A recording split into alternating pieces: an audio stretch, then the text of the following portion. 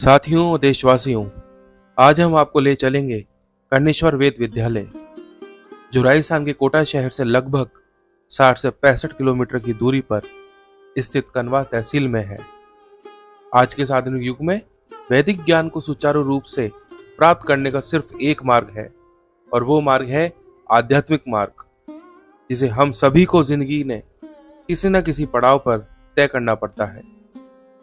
इस पौराणिक ज्ञान की वर्षा में भीगने के लिए आपको गुरुकुल काल के संस्कार, व्यक्तिगत शिक्षा, संस्कृत, वेद, गणित या विज्ञान हो, इन सभी का वैदिक शक्ति के प्रमाण के आधार पर अध्ययन करना होता है। तो आइए हम गुरुकुल काल में गुरु शिक्षा परंपरा और वैदिक ज्ञान का अनुभव करते हैं और कुछ देर के लिए खुद को इस आध्यात्मिक वातावरण में ढालने का प्रयास करते हैं। सर, मैं आपसे जानना चाहूंगा कि इस स्कूल की जब स्थापना हुई थी उस दौरान यहाँ पर कितने बच्चों से आपने शुरुआत करी थी, और आज हम देख सकते हैं कि 60-65 से ज्यादा यहाँ पर बच्चे जो वैदिक ज्ञान है उसका अध्ययन ले रहे हैं, और आपके मार्गदर्शन में वो यहाँ से निकलकर और कई बड़े जो धार्मिक स्थल हैं वहाँ पर वो वेदों का प्रचार प्रसार कर रहे हैं। जब विद्यालय की स्थापना हुई थी तो तब विद्यालय में 11 बालक और एक गुरुजी का यहाँ शुभारंभ वेद का हुआ था। उस समय विद्यालय में बहुत ही चीज़ों की कमी थी, लेकिन धीरे धीरे जन सहयोग से, सभी प्रकार के सहयोग से विद्यालय में सभी प्रकार की सुविधाएं उपलब्ध हुई है। और वर्तमान में विद्यालय में 65 छात्र हैं जो कि वेदों की शिक्षा ग्रहण कर रहे हैं, और वेदों के साथ साथ में आधुनिक विषयों की शिक्षा भी बालकों को दी जा रही है। जो आज के युग में बच्चों को देखते हुए, शिक्षाओं को देखते हुए, वेदों को देखते हुए वो आधुनिक शिक्षा भी महत्वपूर्ण है, उसी प्रकार वेद के साथ साथ में बालकों को आधुनिक विषय की शिक्षा भी दी जा रही है।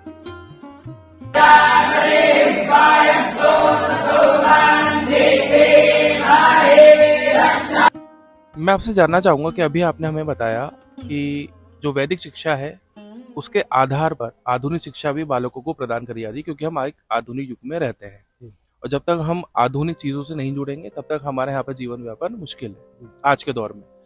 तो थोड़ा सा हमें एक एग्जांपल देके बताइए आप कि जो हमारे 4 वेद हैं, ऋग्वेद, सामवेद, अर्थवेद, यजुर्वेद, इनमें से किस वेद के अंदर आधुनिक शिक्षा को मुख्य तौर पर बताया गया है? यजुर्वेद जो है तो व्यक्ति के जीवन से लेकर मरण तक जो 16 संस्कार होते हैं उनमें वेद की महत्वता बताई गई है। और जो कर्मकांड विशेष तौर पे किया जाता है, जो शादी ब्याह वगैरह हो, भागवत वगैरह, यज्ञ वगैरह जो भी होते हैं, वो सब शुक्ल यजुर्वेद के हिसाब से ही, मंत्रों के 4 से ही सब कुछ होता है। तो वेदों में सब चीज निहित है। वेद में लिखा है कि वयम राष्ट्रे जागृयाम पुरोहिता, आपको और हम सभी को वेदों के प्रति जागृत होना चाहिए। जब समाज वेदों के प्रति जागृत होगी, जब तो पुरानी जो सभ्यता है भारत की, गुरुकुल की जो पद्धति है वो वापस लौट करके आएगी। और गुरुकुल का जो महत्व है वो जन जन तक पहुंचाना आपका और हम सभी का एक दायित्व बनता है। ये केंद्र सरकार द्वारा संचालित विद्यालय है। इसका जो मुख्य उद्देश्य है वेद की परंपरा को अक्षुण्ण बनाए रखने के लिए गुरु और जो शिष्य का जो नाता होता है, जिस प्रकार गुरु जी के प्रति समर्पण भाव बालक का और ऋषि महर्षियों के समय होता था, आज विद्यालय की जो चल रहा है विद्यालय, उसमें भी गुरु जी का और बालक का एक परस्पर एक प्रेम होता है, और गुरु जी बालक के लिए सब कुछ करते हैं। बालक की जो एक ध्येय है वो अपने गुरु के प्रति आदर्श रखता है, सभ्यता शिष्टाचार रखता है, और उनकी बातों को मानता है और उनके कहे अनुसार वेद का श्रवण करता है और वेद को पढ़ता है।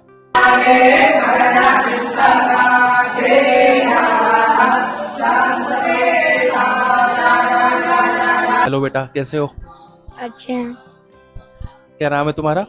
आदित्य शर्मा। आदित्य शर्मा। आप इतने छोटे से हो और इतनी कम एज के अंदर आप घर से यहाँ पर आ गए। घर की याद आती है? नहीं आती। घर की याद बिल्कुल भी नहीं आती? क्यों? अब आदत होगी। आदत हो गई। अच्छा, जब आप घर से यहाँ पर आए थे, है ना, तो आपको मम्मी पापा ने क्या कहा, क्या समझाया, कुछ बताओ उस बारे में। कि किसी से लड़ाई झगड़ा नहीं करना है और अच्छे से पढ़ाई करनी है। क्या? अच्छे से पढ़ाई करनी है। अच्छे से पढ़ाई करनी है। आपको पता है आप ये पढ़ाई करके, वैदिक पढ़ाई करके आप क्या बनोगे आगे जाकर? धर्म गुरु की पोस्ट होती है आर्मी में और प्रोफेसर होते हैं कॉलेज में। अभी क्या उम्र है आपकी? मेरी 12 साल। 12। 12? 12 साल के हो आप? अच्छा अच्छा। देखो इतना छोटा सा बच्चा हमारे पास बैठा है, ये वैदिक स्कूल के अंदर इनको बटुक कहा जाता है, और यहाँ पर ये जो वैदिक शिक्षा है उसका अध्ययन कर रहे हैं, और इतनी कम उम्र के अंदर इनको पता है कि इसका अध्ययन करके ये जो हमारे गवर्नमेंट डिपार्टमेंट्स हैं वहाँ पर ये संस्कृत के प्रोफेसर्स बन सकते हैं, और जो वैदिक शिक्षा है उसका प्रचार प्रसार कर सकते हैं। इतनी कम आयु में बच्चा अपने घर से आ गया।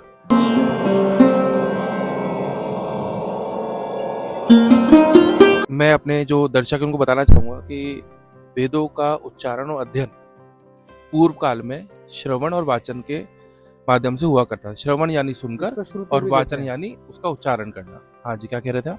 इसको श्रुति भी कहते हैं, जिसको सुन करके पढ़ा जाए। जैसे गुरुजी ने बोला, उसका सेम बालक अगर उच्चारण करता है तो श्रुति परंपरा भी इसको कहा जाता है। श्रुति परंपरा कब से शुरू हुई, और इसकी स्थापना के पीछे कौन महान व्यक्तित्व थे?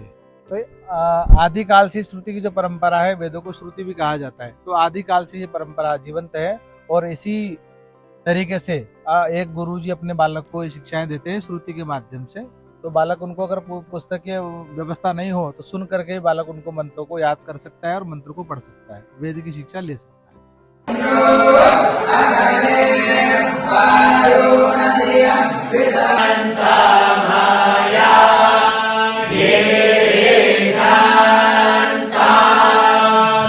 सर कुछ हमें रियल लाइफ एग्जांपल्स दीजिए कि कोई बड़े सेलिब्रिटीज हैं या क्रांतिकारी हैं या जो महापुरुष हुए हैं जिन्होंने वेदों का अध्ययन किया हो और एक बहुत बड़े फिलोसफर बन के उभरे हों हमारी इंडियन सोसाइटी के अंदर। भाई वेदों का अध्ययन जो है बहुत सारे लोग करते हैं। भाई ऐसे तो बहुत सारे लोग हैं, जैसे गोडसे गुरुजी थे एक विद्यालय में, बहुत तौर में थे, तो उनका बहुत आज सभी जगह नाम चलता है। गोडसे गुरुजी उनकी पद्धति के अनुसार, उनकी परंपरा से वेद जीवित है। और बहुत सारे ऐसे मूर्धन्य विद्वान हैं, गोपाल जी गुरुजी हैं, बहुत सारे पालीवाल जी गुरुजी वो राजस्थान में भी हुए हैं। उन्होंने वेदों का अध्ययन किया है वेदों के प्रचार प्रसार में। और इसी विद्यालय के संस्थापक महोदय श्री राम गोपाल चतुर्वेदी जी, उन्होंने भी अपना पूरा जीवन वेदों में समर्पित किया है, वेदों का ज्ञान प्रचार प्रसार करके। और ये जो विद्यालय की स्थापना है उनकी इसमें विशेष भूमिकाएं हैं। सर जैसा कि अभी हमने देखा कि यहाँ पर जो छात्र हैं वो अपने क्लासरूम्स के अंदर वैदिक मंत्रों का उच्चारण कर रहे हैं, तो मैं आपसे ये जानना चाहूँगा कि जैसे ये भी ध्यान और साधना का हिस्सा है, और अगर ध्यान और साधना का महत्व है वैदिक स्कूल्स के अंदर, तो कहीं ना कहीं आप जो छात्र हैं उनकी जो मानसिक शांति है और आत्म विकास उसका भी आप ध्यान रख रहे हैं, तो उसके बारे में थोड़ा सा आप हमें बताइए कि मानसिक शांति के लिए वैदिक अध्ययन क्यों जरूरी है? देखिए, वेदों में लिखा हुआ है कि 33 दशांगुलम, भगवान नारायण जो स्वयं है वो व्यक्ति के हृदय में निवास करते हैं। और जब तक हृदय शांत नहीं होगा और मन पवित्र नहीं होगा तब तक संसार में कहीं भी आपको शांति नहीं मिल सकती। उसी प्रकार वेदों में सभी प्रकार का जो है अध्ययन लिखा गया है। और वेद का अध्ययन करने से उसमें लिखा है कि वेद शिव शिवो वेदो वेद अध्याय सदा शिव तस्मात् सर्व प्रयत्नेन वेद में वो सदा प्रति। व्यक्ति को जो वेद है वो स्वयं शिव का स्वरूप है, और वेद पाठी को भी वेद शिव ही कहा गया है। तो हर जीवन मानव मात्र को वेद का अध्ययन करना चाहिए। उससे आपकी मन की शांति नहीं, आपको जहाँ भी आपका जीवन रहेगा आपको वेदों के अगर मान लो श्रवण करेंगे, वेद को पढ़ेंगे, तो आपके मन को एक शांति प्रदान होगी। अब शांति कैसे प्रदान होगी? जो वेद है वो भगवान की श्वास बताई गई है। व्यक्ति अगर ज़्यादा जोर जोर से श्वास लेता है तो हाँफने लगता है, उसको घबराहट सी हो जाती है। अगर नॉर्मल तरीके से अगर सांस लेता है तो बिल्कुल प्रसन्न चित्त रहता है, तो उसका जीवन बहुत ही शांतमय होता है और ठाकुर जी की कृपा उस पर बनती है। और वेद में शास्त्र के अनुसार जो भी वेद हैं, जितने भी अपने वेद हैं, उपवेद हैं, उन सभी में उनको भगवान की श्वास बताया गया है।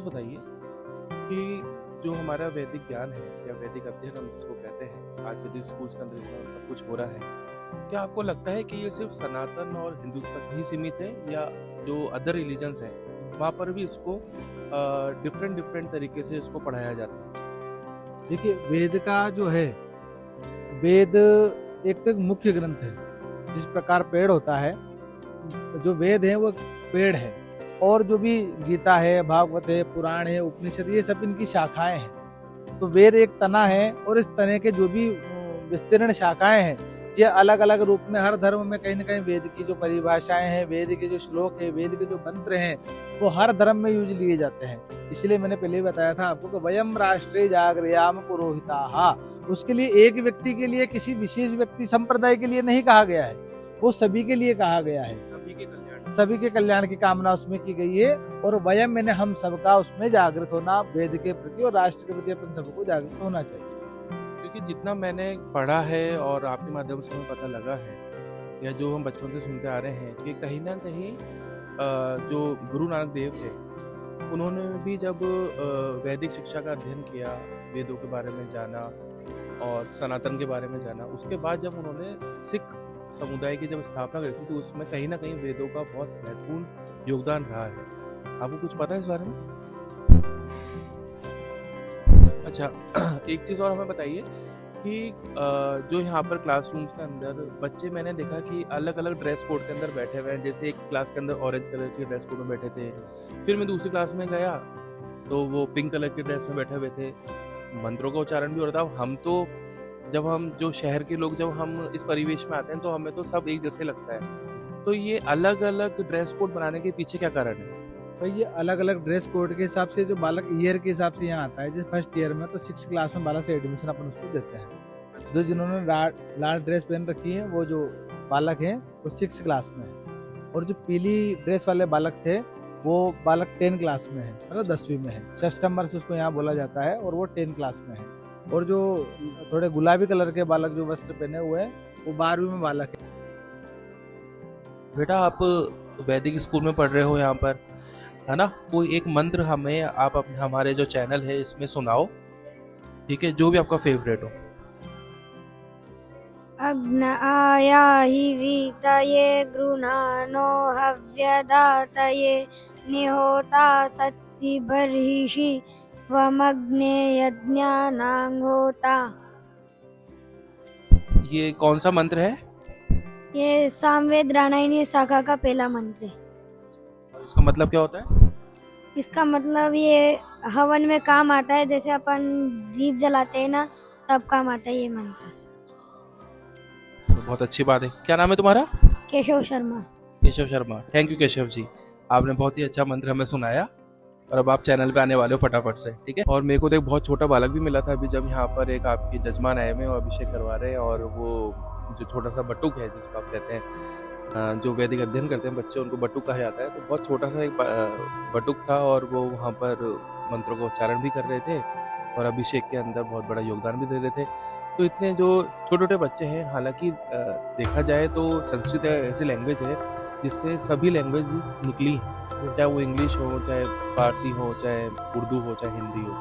तो इतनी टफ लैंग्वेज पे कमांड करने के लिए बच्चे को कितना अध्ययन करना पड़ता है, और वो कितने साल में, आप ये बताइए कि संस्कृत उसके एकदम कंठस्थ हो जाती है कि भाई अब वो अगर नया मंत्र भी पढ़ेगा तो उसको एक बार में समझ में आ जाएगा, और उसको याद हो जाएगा, या उसका मीनिंग उसको समझ में आ जाएगा। देखिए, सबसे पहले ब्राह्मण को जो मूल है वो है संध्या। संध्या अगर ब्राह्मण त्रिकाल संध्या करता है, तो उसकी वाणी पे, उसकी जिह्वा में सरस्वती का वास हो जाता है।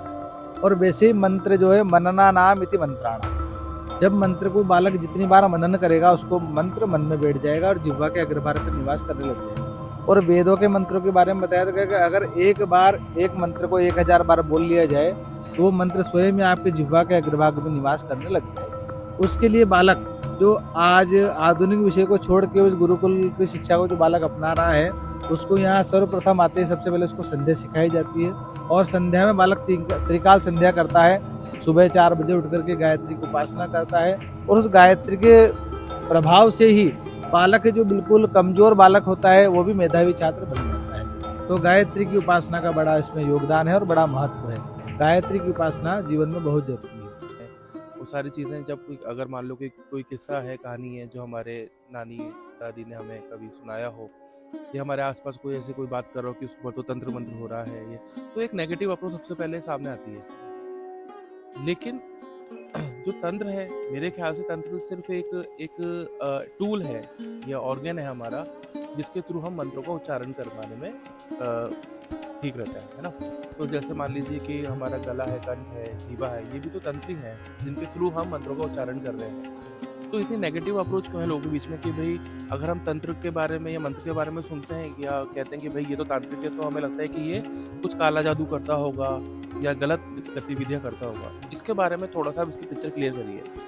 देखिए, क्या जो जादू वगैरह है, टोना वगैरह है, तो भगवान श्री कृष्ण ने गीता में स्वयं कहा कि अहम वैश्वानरो भूत्वा प्राणिनाम देहमाश्रितः। अगर भगवान भी अगर अपने देह में निवास करे तो वैश्व नाम का भूत बन करके भगवान आपके देह में निवास करते हैं। और पचाम्यन्नम चतुर्विधम, जो अन्न की जो प्रक्रिया है उसको आप अगर पचाते हैं, अगर आपका अन्न पच रहा है तो वो आप नहीं पचा रहे उसमें भगवान वैश्व नाम का भूत बन करके वही अंदर से क्रियाएं कर रहे हैं। तो ये जो टोटके वगैरह जो होते हैं ये सब अंधविश्वास है और इनमें कोई भी सत्यता नहीं है। ये केवल आप वेद का मर्मज्ञता बनेंगे, वेद का पारायण अगर आप श्रवण करते हैं तो आपकी सभी बाधाएं अपने आप स्वतः ही दूर हो सकती है। ये जादू वगैरह है, इनमें कोई विश्वास वाली श्रद्धा वाली कोई बात नहीं है और ये सब अंधविश्वास से लोगों को अपने मार्ग से पतित से अलग करने की चीजें ये बताई जा रही। लेकिन पंडित जी, जब इसके बारे में आज देश दुनिया में बात हो रही है, जादू टोना हो, काला जादू हो या इस तरह की जो भी क्रियाएं होती हैं, तो कहीं ना कहीं इसके अंदर सत्यता तो होगी तब इसके बारे में बात हो रही है ना। और अगर कल्पना भी है तो कहीं ना कहीं हुआ होगा पहले कभी, तो फिर वो कहीं ना कहीं एक उसको वास्तविक रूप दिया गया और लोगों ने इसका भी अध्ययन किया और जो तंत्र मंत्र है इनका गलत उपयोग किया गया। तो मैं आपसे ये जानना चाहूँगा कम शब्दों के अंदर कि क्या आप इस चीज़ को मानते हैं कि जो इंसान भगवान से बिल्कुल भी नहीं जुड़ा हुआ है, वेद तो खैर बहुत दूर की बात हो गई, वेद तो एक गहन अध्ययन हो गया कि भाई तो बिल्कुल आप सात्विक हैं, सनातनी हैं, तो ऑब्वियस सी बात है कहीं ना कहीं वेदों का आपके ऊपर प्रभाव होगा। जो एक इंसान बिल्कुल भगवान के ऊपर विश्वास नहीं रखता, एक अगरबत्ती तक नहीं लगाता, भगवान का नाम का उच्चारण नहीं करता और अगर कोई बात भी करता है तो वो बोलता है कि ये सब फालतू चीज़ें, तो क्या ऐसे लोग जल्दी ही इसकी चपेट में आ जाते हैं, नेगेटिव चीज़ों की चपेट में? देखिए, जब व्यक्ति का एक स्थिरता नहीं होती है, भगवान ने कहा कि मन एव मनुष्याणाम, मन जो है कभी भी एक जगह स्थिर नहीं होता है। तो मन जो है बहुत व्यथित चीज है। मन को एकाग्र करने के लिए भगवान का ध्यान, नाम जप वगैरह करना चाहिए। लेकिन जो व्यक्ति इन चीजों से परे होता है, उसको अगर मान लो नेगेटिव सोच उसके अंदर ज्यादा है, तो वो ऐसे जो लोग हैं उन पर ज्यादा जल्दी प्रभाव जमा लेते हैं। वो उनकी मानसिकता के ऊपर है, क्योंकि उनको किसी का सहारा नहीं है। ना तो गायत्री की उपासना कर रहे हैं, ना वेद का श्रवण कर रहे हैं, ना गीता, ना भागवत, ना रामायण, किसी का उनके पास सहारा नहीं, ना सदगुरुदेव भगवान की सानिध्य उनके पास है। तो वो जो जीव है, न विद्या, न तप, न दान, कुछ भी नहीं है उसके अंदर, तो मृगा रूपेण मृगाश्चरण, पशु के समान जिस प्रकार पशु पृथ्वी पर विचरण करता है वैसे वो लोग विचरण कर रहे हैं। देवेंद्र शर्मा, अभी आप कौन सी क्लास में पढ़ रहे हैं यहाँ पर? 12th क्लास, 12th क्लास, सप्तम वर्ष।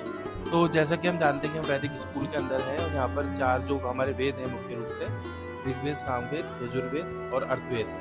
तो आप किसके अंदर एक्सपर्टाइज कर रहे हैं यहाँ पर? यजुर्वेद। यजुर्वेद। यजुर्वेद क्यों चुना आपने? यजुर्वेद कर्मकांड, इसमें कर्मकांड है तो यजुर्वेद चुना। तो आगे जाकर आप इसके अंदर अपना करियर कहाँ देखते हैं? इसमें जो इसी वेद से कर्मकांड और अपने 16 संस्कार इसी वेद से होते हैं, इसलिए इसको चुना है। Thank you. हाँ जी पंडित जी, आपका शुभ नाम क्या है? मेरा नाम कपिल जोशी है। कपिल जोशी, कहाँ के रहने वाले हैं आप? जी, मैं बारात जिला अंता का रहने वाला हूँ। और यहाँ पर आप कितने समय से रह रहे हैं? जी, मैं यहाँ पे 7 साल से रह रहा हूँ, 12th सप्तम वर्ष से भी। 7 साल पहले आपकी आयु कितनी होगी? जी, मैं यहाँ पे आया था जिस टाइम 10 साल का आया। तो 10 साल के थे, बच्चा ही होता है 10 साल का, तो घर की कभी याद नहीं आती थी? जिस टाइम आती थी। अब नहीं आती? हाँ, अब नहीं आती है। वैसे बात कर लेते हैं, 7 दिन में एक बार नंबर आता है जिसमें घर वाले से बात करते हैं। और घर वाले आते हैं यहाँ मिलने के लिए आपसे? हाँ आते हैं, 2-3 महीने में एक बार आ जाते हैं। 2-3 महीने में एक बार आए? हाँ और यहाँ पर जैसे हम देखते हैं कि जो आमतौर पे स्कूल्स होते हैं वहाँ पे गर्मी छुट्टी लगती है, सर्दी छुट्टी लगती है, या यहाँ पे भी लगती है? हाँ लगती है, लेकिन उनसे थोड़ा भिन्न रहती है। जो बाहर लगती है उससे थोड़ा कम लगती है, बाकी और सब वो जो बाहर स्कूल अन्य स्कूल में लगती है वैसे यहाँ पे छुट्टी लगती है। ठीक है, थैंक यू। कि जैसे मान लीजिए अगर मेरी गुड़िया है वो यहाँ पर एडमिशन लेना आती है, खैर यहाँ पर जैसा कि अभी हम बैक कैमरा बात कर रहे थे कि उत्तर भारत के अंदर तो बालिकाओं के लिए जो वैदिक स्कूल है उनकी तादाद बहुत कम है, दक्षिण में काफ़ी ज़्यादा है। तो आप सरकार से इस चीज़ के लिए कभी आपने अपील करी है, जो आपके स्थानीय चाहे एमएलए हैं, सांसद हैं, या आपने अभी बताया कि ये तो सेंट्रल गवर्नमेंट का ही इनिशिएटिव है, तो उस बारे में अभी क्या कुछ प्रोसेस चल रहा है, विचार विमर्श चल रहा है? क्या आने वाले दिनों में हम देख सकते हैं कि वो यहाँ पे बालिकाएं भी वैदिक अध्ययन ले रही हैं? जी, वेद के अध्ययन के लिए बालक हो या चाहे बालिका हो, वेद का अध्ययन अधिकार सभी के लिए समान है। और अगर बालिकाओं की व्यवस्थाएं जो है अगर यहाँ होती है तो हम लोग पूरी तरह से उनके लिए तैयार हैं, और हम लोग उनको भी वेद की शिक्षा देने के लिए तत्पर हैं। वेद की शिक्षा का अधिकार जो बालक हो बालिकाएं हैं उनके लिए प्रचार प्रसार चल रहा है। अगर मान लो समिति की तरफ से या किसी की जो जन सहयोग है उनकी तरफ से अगर ऐसी व्यवस्था भविष्य में होती है तो हम लोग यहाँ कन्याओं को वेद की शिक्षा देने के लिए बिल्कुल तैयार हैं।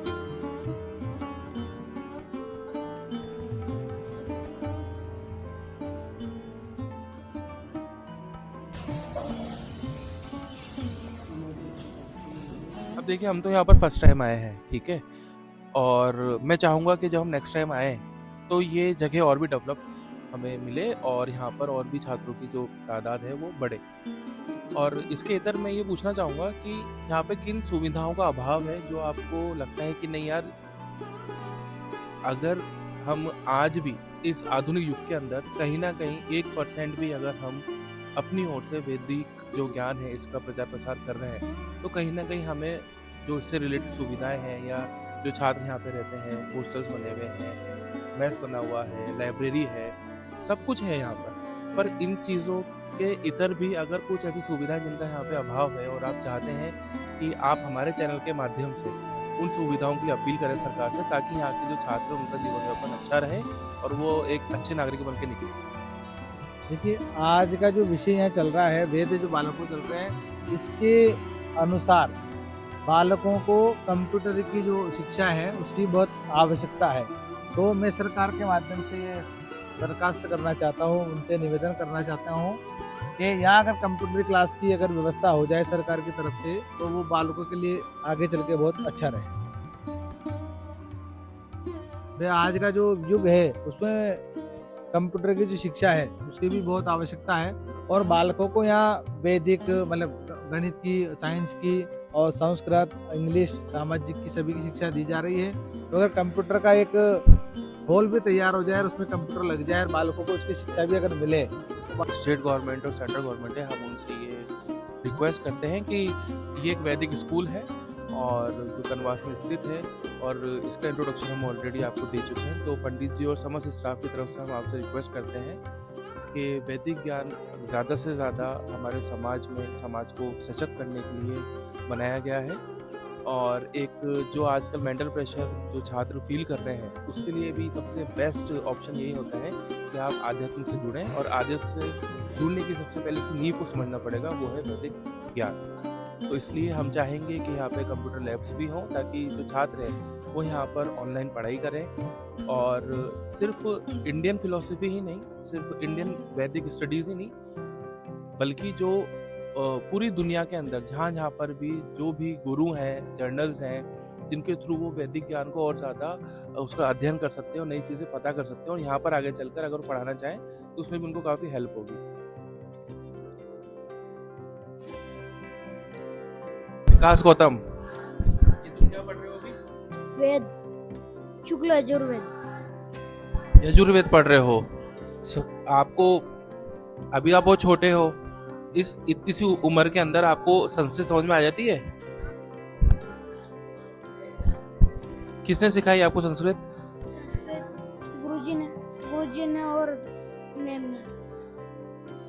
शुरू बारे में जब आया था जब कुछ भी मेरे को याद नहीं था मन की वेद क्या होता है और कैसे इसकी शिक्षा पढ़ी जाती है।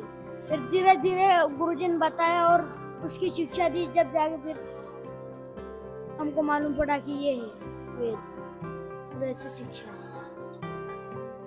तो आप यहाँ पर रहते हो हॉस्टल के अंदर, किसी तरह की कोई प्रॉब्लम आती है आपको यहाँ पर रहने में?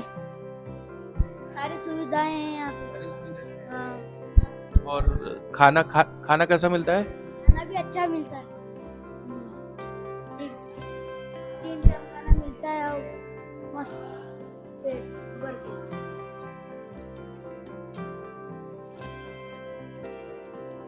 आज क्या बन रहा है माता जी? आज स्पेशल स्पेशल में क्या बना रहे हैं? खीर, पूरी, पकौड़ी, आलू की सब्जी। एक चीज और बताओ कि आपने अभी ये वैदिक अध्ययन आप ले रहे हो, है ना?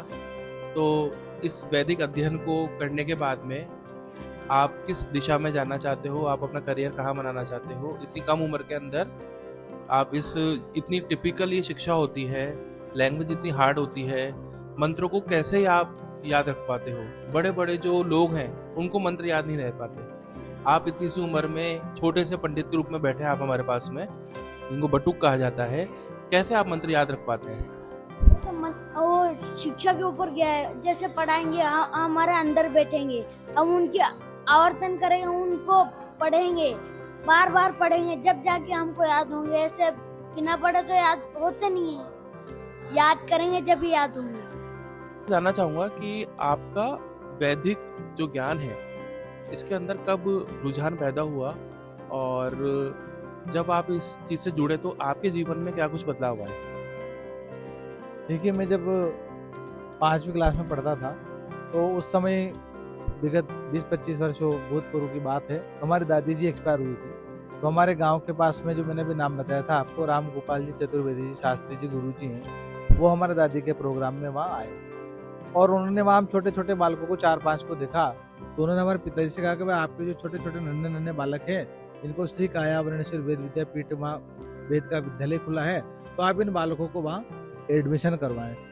तो जब हमने सुना कि साहब वेद विद्यालय भी होता है और वहाँ दुर्गा जी वगैरह, वेद रुद्री वगैरह वेदों का अध्ययन वहाँ कराया जाता है, तो हमारे दिल में एक जिज्ञासा जगी कि साहब अपन ने और चीजें तो पढ़ी हैं या 5वीं क्लास तक का जो ज्ञान है वो अपने अंदर है, लेकिन वेदों का ज्ञान किस प्रकार अपने जीवन में काम आता है। और हमारे बड़े पिताजी जो हैं वो यही काम करते थे, कथा भागवत वगैरह करते थे, तो उनको सीख करके भी हमारी इच्छा होती थी कि भाई हम भी इस चीज में सीखे, रुचि लें। तो उस समय गुरु जी के कहने से हमारे जीवन में प्रेरणा लगी और हम वेद का अध्ययन करने के लिए वहाँ विद्यालय में गए। क्या आप मैरिड हैं, बच्चे हैं आपके? जी, मैं शादीशुदा हूँ और मेरे एक बालक है, 13 वर्ष का बालक है। तो वो गाँव रहते हैं? नहीं, बालक भी यहीं रहता है, फैमिली से यहीं रहते हैं कनवास में। तो आगे चलकर आप भी चाहेंगे कि आपका बालक भी इसी लाइन के अंदर आपसे भी ज्यादा नाम कमाए? जी, बालक को हम यहाँ आधुनिक विषय जो विद्यालय है उसमें बालक अभी छोटा है तो पढ़ रहा है, और बालक को हम वेद पे घर पे भी वेद की तैयारी करवा रहे हैं और बालक को भी हम वेद पढ़ा रहे हैं हमारे बालक को। और हम यही चाहते हैं कि जिस प्रकार हम वेद की सेवा में निरंतर हैं, उस प्रकार हमारे पीढ़ी दर पीढ़ी जो भी वंशज आए वो निरंतर वेद की सेवा में लगे रहें।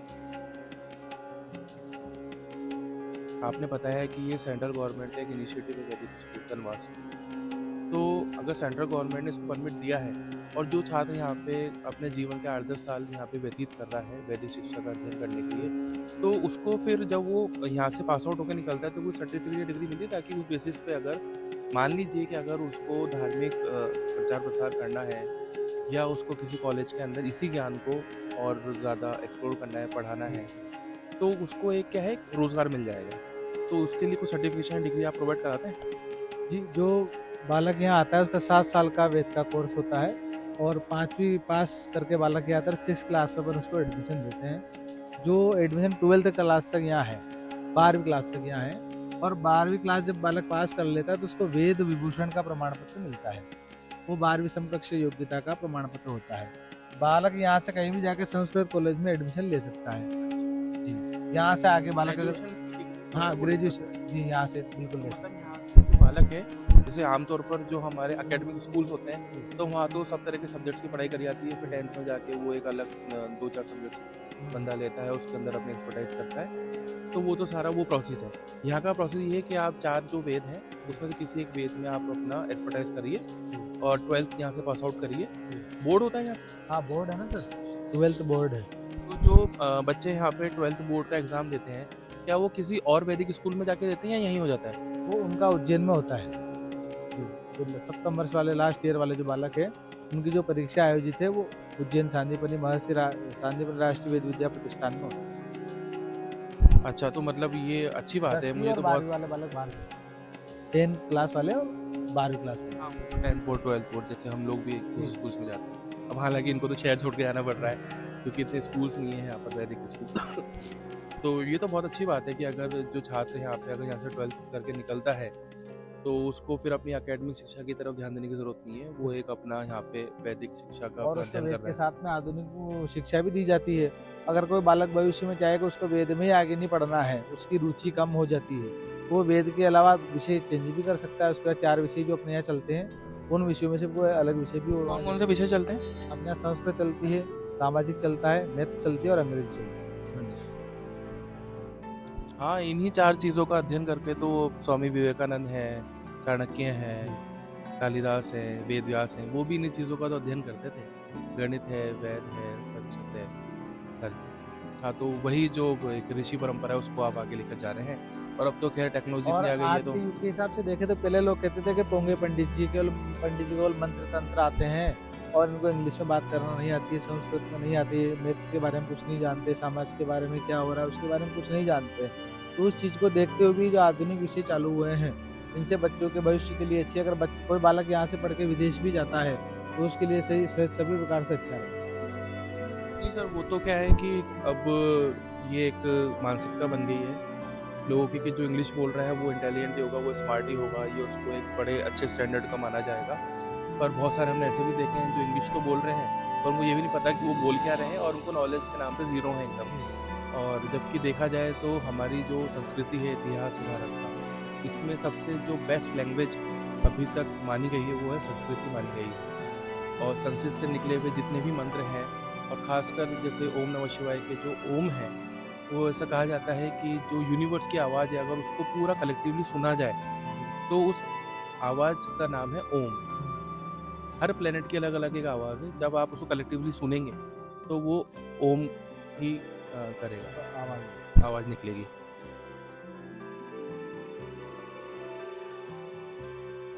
कहीं यूँ मान लीजिए कि अगर स्पीच डिले है या उसका जो मानसिक विकास इतना नहीं है तो क्या उस बच्चे को भी आप मतलब अल्टीमेटली बात ये है कि स्पेशल चाइल्ड्स को भी क्या आप यहाँ पर एडमिशन देते हैं? भाई सर देखिए उसको दे सकते हैं, पर उसको थोड़े समय के लिए गायत्री उपासना वगैरह, ध्यान है, योग है, उनके माध्यम से उस बालक को पहले थोड़ा आगे बढ़ाया जाए। उसके बाद जब वो कवरिंग करने में अगर मान लो समर्थ हो जाता है तो उसको शिक्षाएं दे सकते हैं। और जब विद्यालय प्रारंभ हुआ था तो ऐसे बहुत सारे बालक थे जो बिल्कुल कमजोर बालक थे। वो उन बालकों का बिल्कुल मानसिक स्तर जो था बिल्कुल निम्न था। बड़े अवस्था में होते हुए भी बालक को बिल्कुल बुद्धि में बिल्कुल शून्य थे, ऐसे बालकों को भी विद्यालय में अध्ययन कराया गया है भविष्य में। और अगर आगे भी समय में अगर वो बालक ऐसा आता है तो विद्यालय उसके लिए पूर्ण तरह उसके लिए उसको पढ़ाने में सक्षम है। क्योंकि सर एक्चुअली क्या है कि आज के टाइम पर है ना, जो अभी की जनरेशन्स में अब जो बच्चे आ रहे हैं वो आमतौर पे देखा जा रहा है कि कहीं ना कहीं उनको ऑटिज्म है या मेंटल डिसऑर्डर्स हैं ज़्यादातर जो बच्चे हैं। तो हर दूसरा तीसरा बच्चा आप देख लेंगे, इवन मोस्टली जो कोविड के बाद में बच्चों ने बर्थ लिया है तो उनके पेरेंट्स काफ़ी ज़्यादा परेशान है इस चीज़ को लेकर और वो इस चीज़ को अभी एक्सेप्ट कर चुके हैं कि हमारा बच्चा 5th क्लास तक भी नहीं जा सकता अगर वो अकेडमिक स्कूल्स के अंदर पढ़ाई करता है, क्योंकि आगे जाके उसको सब्जेक्ट चूज़ करना होगा, थ्योरम्स हैं, फार्मूलाज हैं, तो वो कहीं ना कहीं इस तरह के स्कूल्स को ढूंढते हैं पर उनको मिलते नहीं हैं। तो एक वही सबसे बड़ी प्रॉब्लम आज सोसाइटी के अंदर है कि भाई अगर हम वैदिक स्कूल्स की तरफ जाएं तो यहाँ पर कहीं ना कहीं बच्चे को मेंटल पीस मिलेगा, उसका कॉन्फिडेंस बढ़ेगा और मंत्रों के उच्चारण से हो सकता है कि वो ठीक भी हो जाए। देखिए सबसे पहला तो निर्भर करता है वातावरण पर। तो जो वातावरण वेद गुरुकुल में बालकों को जो मिलता है, प्रातः काल से नहा धो करके और गायत्री की उपासना की जाती है, तो यज्ञशाला है यहाँ तो उसमें हवन किया जाता है, फिर भगवान महादेव जो विराजमान है उनकी यहाँ सेवा पूजा आरती होती है, फिर प्रार्थना होती है, उसके बाद में वेदों का अध्ययन बालक प्रारंभ करते हैं। तो जो जैसा बालक को माहौल तैयार मिलेगा तो निश्चित रूप से कि उसका जो जीवन है वो बदल जाएगा। और ये हमने बहुत सी बार देखा है, जब हम लोग पढ़ते थे तो कायावर्णेश्वर महादेव जो स्थान है झालावाड़ जिले में, वहाँ लोग हम लोगों ने अध्ययन किया है। तो वहाँ जो महादेव की जो कायावर्णेश्वर, जो काया का परिवर्तित कर देते हैं, काया को पलट देते हैं, ऐसे महादेव के बारे में हमने सुना है। तो अगर मान लो बालक सच्चे मन से और श्रद्धा और विश्वास के साथ में, ब्राह्मणों ने भी कहा कि भगवान शंकरो वंदे श्रद्धा विश्वास रूप, श्रद्धा अगर आपके प्रति मन में है और विश्वास है तो कोई भी काम ऐसा कठिन नहीं जो कि आप नहीं कर सकते। अगर आपकी लगन है तो आप वेदों का अध्ययन अच्छे से कर पाएंगे, चाहे कितना ही निम्न बालक हो, बुद्धि का बिल्कुल क्षीण हो, तो बालक एकदम प्रखर विद्वान बन सकता है। पर उसके लिए उसको गायत्री की उपासना करनी पड़ेगी और तब जाकर के उसका कहीं न कहीं अच्छा हो। चलिए, बहुत अच्छी बात है। तो थैंक यू सो मच हमारे जुड़ने के लिए, और हम चाहेंगे कि जब भी आपका कोटा की साइड आना हो तो आप बिल्कुल हमारी स्टूडियो पर आइए, वहाँ बैठ के और भी हम बातें करेंगे, क्योंकि एक पॉडकास्ट के अंदर तो संभव लग नहीं रहा है जिस हिसाब से हमारी बातचीत चल रही है। टीवी चैनल के माध्यम से ही कहना चाहते हैं कि वो उसके लिए बालक के ये विद्यालय के दरवाजे हमेशा खुले हैं और वो आए और यहाँ वेदों का अध्ययन कर सकते हैं। अच्छा, एक चीज़ मैं पूछना भूल गया आपसे कि जैसे जो छात्र यहाँ पर एडमिशन लेने के लिए आता है तो उसका प्रोसेस क्या रहता है, थोड़ा सा वो बता दीजिए, और उसकी फीस वगैरह क्या रहती है, उसके बारे में थोड़ा रोशनी डाल दीजिए।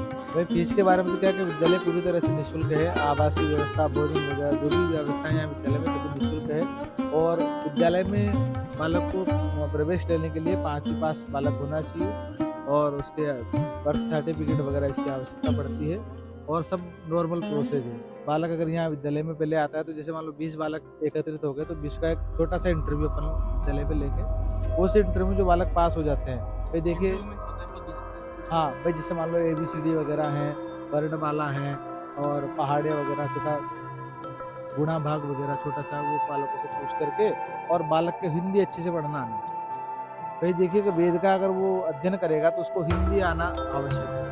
जो वेद की जो ऋचाएँ हैं उनको बोलने के लिए बहुत सारे शब्द ऐसे होते हैं जो बालक उच्चारण नहीं कर पाता। अगर उसकी हिंदी बढ़िया होगी तो उसका भविष्य और अच्छे से बढ़ेगा। बेसिक ही मान लीजिए आप, क्योंकि और वैसे हम तो हमारे नेटिव लैंग्वेज हिंदी ही है ये, तो बल्कि अगर देखा जाए तो अगर संस्कृत के जितने भी श्लोक हैं उनका उच्चारण हम हिंदी में ही समझते हैं, तो हिंदी आना तो बहुत ज़रूरी है। अच्छा, अभी कुछ बैक कैमरा में बता रहे थे कि जिन बच्चों का मानसिक विकास इतना नहीं हो पाता है या थोड़ा सा उनको डिले होता है, मेंटल डिसऑर्डर्स रहते हैं, तो वैसे भी कुछ आपके यहाँ पर आए थे बच्चे और जो यहाँ से ठीक होकर गए हैं और इवन सर्टिफिकेशन भी करके गए हैं यहाँ पर, तो आप बताइए थोड़ा सा। भाई देखिए, बालक जो बिल्कुल हकलाते थे, जो वेद को पढ़ नहीं पाते हैं, ऐसे तो वेद के नियम बहुत सारे हैं, कौन कैसा होस्ट होना चाहिए, कैसे दंत होना चाहिए, कैसे व्यक्ति का स्वरूप होना चाहिए, उन सब के बारे में बताया गया है। लेकिन अगर कोई वेद को पढ़ना चाहता है, कोई इच्छुक हो, तो हमने बहुत सारे ऐसे बालकों को वेद पढ़ाया जो बिल्कुल बोलने में हकलाते थे, उनका उच्चारण नहीं हो पाता था, लेकिन धीरे धीरे अथक प्रयास से वो आज वेदों की अच्छी सेवा कर रहे हैं और अपना पौरोहित्य कर्म करके अपना जीवन यापन कर रहे हैं। वो एक चीज़ और मैं आपसे पूछना चाह रहा था कि अभी आपने बताया कि यहाँ पर लगभग सारी जो सुविधाएं छात्रों को मिलती है निःशुल्क है, ऑलमोस्ट 100% ही माने हम, है ना, कि भाई छात्र है वो आया, उसने पढ़ाई करी, उसकी यूनिफॉर्म है, उसका खाना है, रहना है, और भी जो सुविधाएं होती हैं वो सब निःशुल्क हैं। इसके पीछे कौन कौन कोर कमेटी मेंबर्स हैं जो यहाँ पर तन मन धन से इस सेवा भाव में लगे हुए हैं, उनके बारे में आप थोड़ा सा बताइए। अध्यक्ष कौन है यहाँ पर, कोर कमेटी मेंबर्स कौन है? विद्यालय के अध्यक्ष जो हैं श्री आनंद स्वरूप राठी जी हैं, जो कोटा के निवासी हैं, और उपाध्यक्ष विद्यालय के श्री देवीशंकर सोनी जी है, जिन्होंने जो भूमि दान है ये उनकी तरफ से है जी। मतलब जिस भूमि पे विद्यालय बना हुआ है ये उन्हीं की दान की हुई भूमि है। अरे वाह, बहुत अच्छी बात है। और विद्यालय के सचिव हैं श्री CL जी शर्मा, जो कोटा में दादावाड़ी विस्तार योजना में रहते हैं, और विद्यालय के संस्थापक है श्री राम गोपाल चतुर्वेदी जी, शास्त्री डोंगर गांव के MP के निवासी हैं। ऐसे बहुत सारे, तो वो यहाँ पर डोनेट करते हैं, चाहे वो ज़मीन के रूप में हो, आर्थिक रूप से हो, या कैसे भी हो। पर ये तो चलिए, ये तो टेम्परेरी चीज़ है, अगर आती है तो हमने लगा दिया, नहीं आई तो फिर उस मोमेंट पे आप क्या करते हैं? क्या गवर्नमेंट की तरफ से फाइनेंशियल एड मिलती है आपको यहाँ? देखिए, बालक जो यहाँ वेद को अध्ययन करते हैं उनके लिए केंद्र सरकार द्वारा कुछ छात्रवृत्ति की व्यवस्थाएं हैं, तो कुछ छात्रवृत्ति का हिस्सा विद्यालय को मिलता है और कुछ बालक के अकाउंट में जाता है। तो एक बालक के ऊपर यहाँ 3,000 रुपये के लमसम मिलते हैं, तो उसके मंथली खर्चे में वो काम होगा। 3,000 रुपये मंथली गवर्नमेंट उस छात्र को देती है, और विद्यालय का कितना रहता है उसमें? उसमें 3,000 रुपये तो विद्यालय के हैं, 1,500 बालक के छात्र 1500 डिवाइड हो जाते हैं। नहीं, 1,500 बालक के खाते में जाते हैं और 3,000 रुपये विद्यालय को मिलते हैं।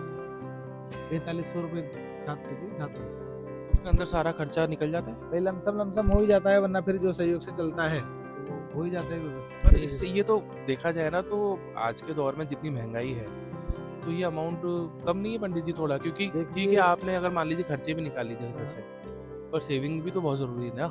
अगर मान लीजिए कि कोई बच्चा की तबीयत खराब हो गई है ना, खुदा ना खास्ता अगर ऐसा कुछ प्रॉब्लम आ गई या प्रॉब्लम नहीं भी आई, तो भी हम हमारी सेविंग्स के लिए तो कमाई करते ही है ना, कि भाई आगे जाके आप भी अपने बच्चों की शादी करेंगे, सबका ही है, कुछ ना कुछ जिम्मेदारी रहती है, तो सेविंग्स होना तो बहुत जरूरी है। तो खर्चे ही निकल रहे हैं खाली यहाँ पर।